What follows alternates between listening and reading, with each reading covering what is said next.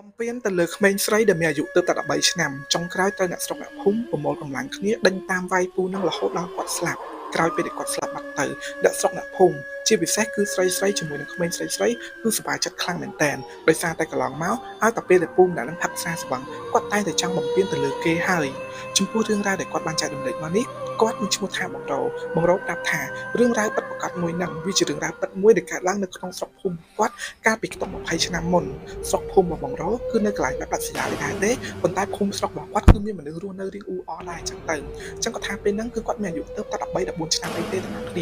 នៅពេលហ្នឹងគឺមានរឿងអកុសលមួយកើតឡើងគឺមានក្មេងស្រីម្នាក់ដែលគ្នាមានអាយុទៅតែ13ឆ្នាំទេត្រូវមនុស្សប្រុសម្នាក់មនុស្សប្រុសមានអាយុ40ឆ្នាំហ្នឹងគឺគាត់របៀបថារំលោភបំពានបានសម្រាប់ហើយពេលរំលោភបំពានក្មេងស្រីម្នាក់ហ្នឹងភូមិម្នាក់ហ្នឹងជាយឹមច្បាប់កសម្រាប់គេអីទៀតអញ្ចឹងណាប៉ុន្តែជាសំណាងល្អដែលឪពុករបស់ក្មេងស្រីម្នាក់ហ្នឹងមកតន់អញ្ចឹងទៅក៏ដេញវាយពូហ្នឹងហ្មងដេញវាយហើយមិនមែនមានតែឪពុករបស់ក្មេងស្រីម្នាក់ហ្នឹងទេគឺអ្នកស្រុកអ្នកភូមិទាំងអស់មិនថាប្រុសមិនថាក្មេងមិនថាស្រីមិនថាអីទេគឺនាំគេដេញតាមពូហ្នឹងដើម្បីវាយសម្រាប់គាត់នឹងឯងទាំងអស់គ្នាហើយមករកពេលហ្នឹងគាត់ថាជាពេលដែលគាត់ត្រឡប់មកពីសាលាដែរខ្ទង់ម៉ោង5ល្ងាចអញ្ចឹងណាគាត់ក៏មកពីសាលាជាមួយនឹងគ្នារបស់គាត់តែឃើញរូបភាពពូម្នាក់ត្រូវគេដេញគាត់ជាមួយនឹងគ្នារបស់គាត់គាត់ដេញតាមពូហ្នឹងទៅប៉ុន្តែគាត់នឹងគឺបានត្រឹមតែដេញតាមទេគាត់នៅក្មេងអញ្ចឹងគឺគាត់ហ៊ានប្រើតបហ៊ានអីទេគាត់បានត្រឹមតែរត់តាមទេប៉ុន្តែអ្នកស្រុកអ្នកភូមិផ្សេងៗទៀ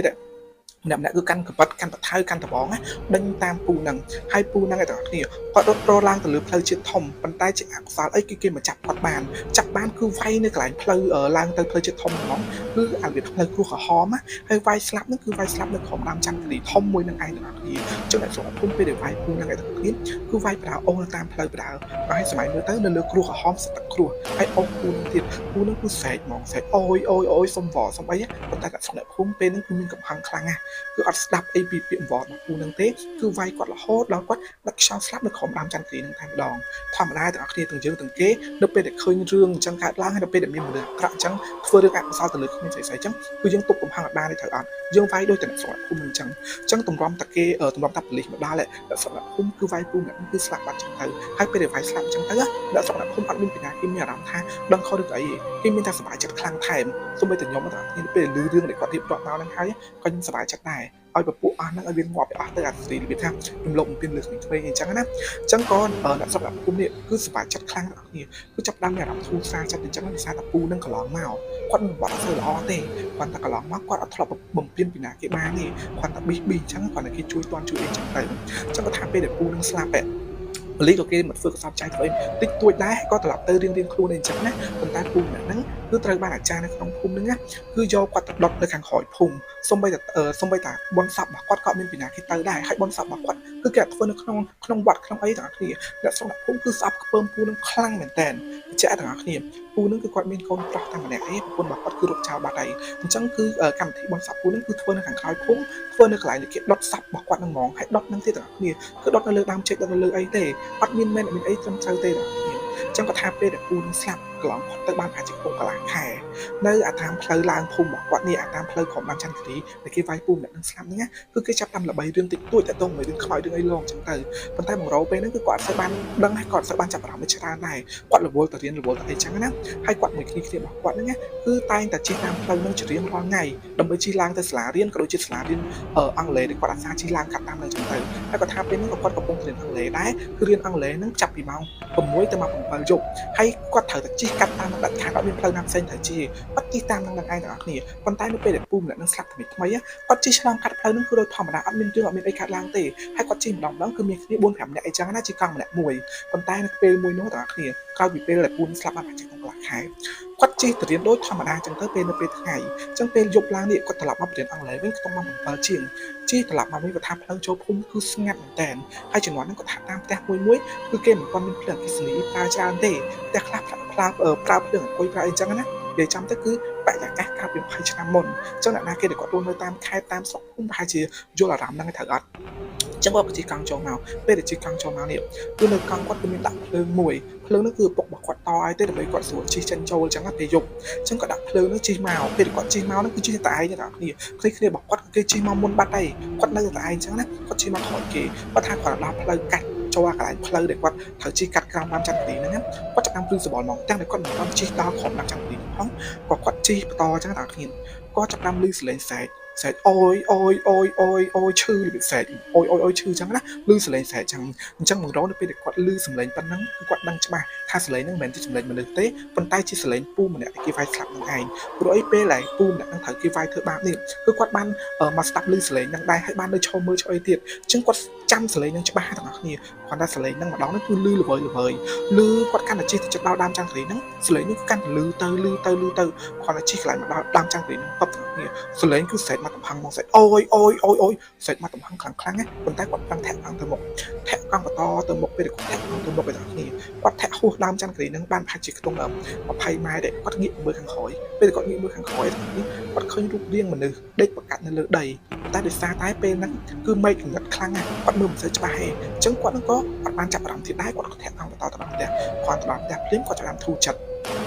ចូលដល់ជប់ទី2ទី3គាត់ប្រាប់គ្នាគាត់មកថាពេលទៅចុះទៅទាំងអស់គ្នាត្រឡប់មកវិញទាំងអស់គ្នាអញ្ចឹងកុំទៅមុនកុំទៅក្រោយទៀតពួកគាត់ក៏ចាប់ធ្វើអញ្ចឹងជារឿយនឹងឯងទាំងអស់គ្នាហើយពេលដែលពួកគាត់នៅជុំគ្នាគឺវាអត់មានជាបញ្ហាទេប៉ុន្តែទាំងអស់គ្នាគាត់មិនដឹងបាច់អត់នៅកន្លងផុតទៅបានប្រហែលជាក្នុងមួយអាទិត្យគាត់ជិះកង់តែម្នាក់ឯងទេមកប្រហែលជាក្នុង6កន្លះក៏អត់ហ៊ាននៅយូរទេដោយសារតែគ្នារបស់គាត់ពេលហ្នឹងក៏អត់មានពីណាគេទៅសាលារៀនទេដោយសារតែមេឃភ្លៀងអញ្ចឹងណាអញ្ចឹងគាត់ទៅតែឯងទេអញ្ចឹងហើយគាត់ក៏អត់ហ៊ាននៅយូរទេមកទៅ6កន្លះគាត់ជិះកង់ពីសាលាដែលគាត់រៀនអង់គ្លេសហ្នឹងត្រឡប់មកវិញតែឯងជិះតាមផ្លូវក៏ថាមិនអារម្មណ៍សិចគាត់ជិះកង់មកដល់កន្លែងហ្នឹងទាំងគ្នាជិះមិនទាន់ទៅដល់កន្លែងដើមចន្ទគ្រីហ្នឹងផងគាត់ឮសំឡេងស្រែកអូយទាំងអស់គ្នាគាត់ឮសំឡេងស្រែកអូយនេះគាត់ប្រឹងធាក់កង់ទៅគាត់ធាក់កង់ទៅដល់ដើមចន្ទគ្រីហ្នឹងភ្លាម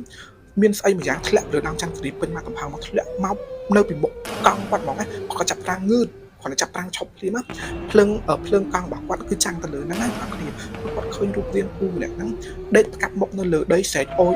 យមុខមាត់គឺបែកឈាមពេញហើយខ្លួនប្រាណរបស់ពូហ្នឹងគឺវានៅលើដីអញ្ចឹងមករកគាត់ថាគាត់ឃើញប៉ុណ្ណឹងណាគឺគាត់ដឹងច្បាស់ថាខ្មោចពូហ្នឹងកំពុងតែឡងគាត់ហើយគាត់ទាំងអស់គ្នាមកជិះធាក់កង់ទៅប៉ុន្តែកង់របស់គាត់ហ្នឹងគឺធ្លាក់ច្បាស់ថាពេលដែលកំពុងខ្លាចខ្លាំងហ្នឹងហើយគាត់ស្រាប់តែមានរឿងចឹងកើតឡើងទៀតគាត់បដួលកង់ចោលកបោបពីគាត់ស្ពាយហ្នឹងគឺគាត់តម្លាក់ចោលទាំងអស់គាត់រត់តែខ្លួនទេរត់សំដៅទៅផ្ទះរបស់គាត់រត់បដាស្រែកប្រើប៉ុន្តែគាត់ថាពេលដែលគាត់រត់ទៅហ្នឹងគាត់មានអារម្មណ៍ថាមានគេកំពុងតែវាពីក្រោយខ្នងគាត់វាខាត់ភ្លៀងដល់គ្នាគាត់រត់បដាស្រែកបំរុំទៅចូលទៅដល់ក្នុងភូមិមានផ្ទះប្រជុំមានអីនៅគាត់ធូរស្រាលចិត្តគាត់រត់ចូលទៅដល់ផ្ទះភ្លាមប៉ាម៉ាក់របស់គាត់សួរថាកង់នៅណាកបោបនៅណាអីនៅណាចឹងណាគាត់និយាយទៅញោមមកគាត់ថាខ្មោចពូនឹងលងខ្ញុំខ្មោចពូនឹងលងខ្ញុំប៉ែទៅយកកង់ខ្ញុំមកទៅយកកបោបខ្ញុំមកចឹងណាបងប្អូនចឹងប៉ារបស់គាត់នឹងក៏ចាប់ជិះម៉ូតូទៅពីអ្នកបងគាត់ទៅយកកង់គាត់ទៅយកអីវ៉ាន់ទៅយកកបោបគាត់ចឹងទៅពេលទៅយកឲ្យគាត់ត្រឡប់មកវិញចំណែកបងរ៉ូបងប្អូនគឺគាត់ធ្លាក់ខ្លួនឈឺគាត់ថាគាត់ឈឺយកតែមែនតើដោយសារតែអីដែលគាត់បានឃើញហ្នឹងគឺច្បាស់ខ្លាំងពេកគឺវាគួរឲ្យខ្លាចខ្លាំងមែនតើឲ្យសម័យមើលទៅរូបភាពហ្នឹងគឺវាដិតដាមនៅក្នុងអារម្មណ៍របស់គាត់ហ្នឹងហ្មងពេលដែលខ្ញុំស្ដាប់រឿងរបស់គាត់ឡើងហើយក៏ខ្ញុំព្រឺសបល់ឲ្យខ្លាចដែរទាំងអស់គ្នាហើយខ្មោចពូម្នាក់ហ្នឹងមិនមែនឡងតែគាត់ទេអ្នកស្រុកអ្នកភូមិក៏សារបានឃើញដែរគ្រាន់តែអ្នកខ្លះទៀតណាពេលដែលឃើញខ្មោចពូហ្នឹងគឺគេស្រែកជេរថែមហ្នឹងពេលនៅរស់ថោកទៀតឯងវត្តទៅព្រមតែចាប់ចិត្តតែអីហើយអត់ឲ្យហោងអញ្ចឹងណាជេរខ្លាំងលើកឡើងនឹងឯងទាំងអស់គ្នាហើយមិត្តភក្តិរបស់គាត់ទាំងអស់គ្នា2នាក់គឺជួបទាំង2នាក់ហ្មងពេលជិះកង់តាមហ្នឹងហើយមិនមែនជាយប់អីទេទាំងអស់គ្នាគឺត្រឹមម៉ោង6ល្ងាចហ្នឹងឯងជិះកង់កាត់តាមហ្នឹងទាំងអស់គ្នាសាប់ជិះកង់កាត់គឺឃើញពូម្នាក់ហ្នឹងវាឆ្លងលើផ្លូវហ្នឹងហ្មងវាលើដីស្រែកអូយស្រែកឈឺចាប់ហ្មងណាស្រែកឈឺចុកចាប់អាលវាថាដូចពេលដែលគាត់រស់ត្រូវគេវាយអញ្ចឹងណាឃើញជារូបភាពរបស់ពូនឹងវានៅលើដីហ្មងសូម្បីតែមិត្តភក្តិគាត់ក៏ឈឺដែរទាំងអស់គ្នាបងរោគាត់ឈឺរហូតដល់2អាទិត្យឈឺវាថាឈឺបាក់មុខមាត់គឺស្លេកស្លាំងខ្លាំងមែនតើប៉ារបស់គាត់គឺនាំទៅពេទ្យផងនាំទៅឲ្យលោកស្រុកទឹកផងអីផងតម្រាប់តែគាត់បានដូចដើមវិញប៉ុន្តែក្រោយមកទៀតនេះគឺអ្នកផ្សេងទៀតគេបានឃើញចំណែកបងរោគាត់អាចបានឃើញទៀតទេដោយសារប៉ារបស់គាត់បានឲ្យសកលព្រះឲ្យអីពាក់អញ្ចឹងណាគឺគាត់អាចបានឃើញរូបភាពអីអស់ហ្នឹងទៀតទេណាបងប្អូននេះគឺជារឿងរ៉ាវពិតមួយដែលកើតឡើងនៅក្នុងស្រុកភូមិរបស់គាត់ហើយខ្ញុំជឿថាពេលអ្នកទាំងអស់គ្នាស្ដាប់រឿងហ្នឹងហើយអ្នកទាំងអស់គ្នាច្បាស់ជាអាណិតពូហ្នឹងឯងត្រូវអត់ពូធម្មតាទាំងយើងទាំងគេគឺស្អប់ណាស់ពពួកថោកទាបដែលទៅលំពីលើកពីក្មេងអញ្ចឹងមកទាំងអ្នកទាំងអស់គ្នារឿងរ៉ាវមួយហ្នឹងក៏មានតែប៉ុណ្្នឹងដែរបើសិនទាំងអស់គ្នាមានរឿងចែករំលែកណាកុំភ្លេចឆាតមកក្នុង account IG ផង